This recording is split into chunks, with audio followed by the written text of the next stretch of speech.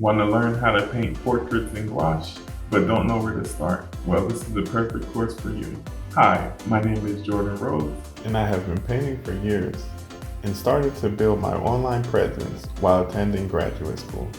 After graduating last year, I became a full-time artist. And during that time, I've had the pleasure of working with several clients such as Strathmore Art, Princeton Brush, Disney Plus, Columbia Records, and Grammy-nominated artist Smoke. One of my favorite mediums to use is gouache. Gouache is an amazing medium that is fun and versatile to use.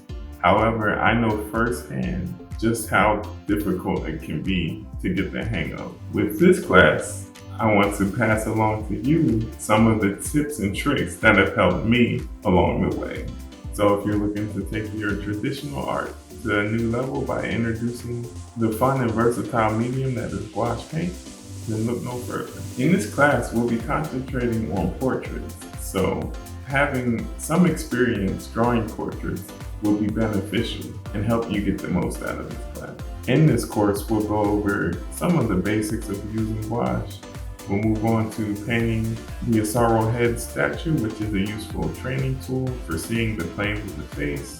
After that, we'll go into how to set up the paper for a gouache portrait painting, including the base sketch that will be used as our guideline. And then finally, we'll finish up by painting a portrait in gouache. You'll need either mixed media or watercolor paper. You'll need brushes, typically either mixed media or watercolor brushes will work just fine, and you'll need gouache paint. So with that, I'm excited to be teaching this class on how to paint portraits in gouache.